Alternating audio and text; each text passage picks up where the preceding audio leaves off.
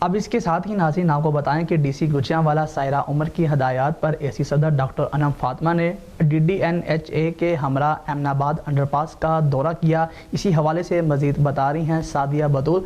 سعدیہ بطول بتائیے گا۔ جی بالکل، D C Saira عمر کی ہدایت پر اے سی صدر ڈاکٹر انم فاطمہ نے DDNHA کے ہمراہ ایمن آباد انڈر پاس کا دورہ کیا۔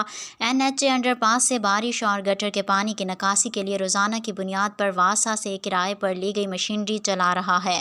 اس وقت انڈر پاس کے گہرے حصے میں پانی کی سطح تقریباً 1.5 فٹ ہے۔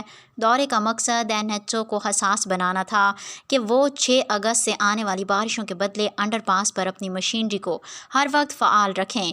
مزید برآں علاقہ مکینوں نے اپنے گٹر کی نکاسی کے لیے غیر قانونی طور پر انڈر پاس کی دیواریں بعض مقامات پر توڑ دی ہیں۔ DDNHA پر زور دیا گیا کہ وہ انڈر پاس میں گٹر کے پانی کی آمد کو روکنے کے لیے ان کی فوری مرمت کرائیں۔ جی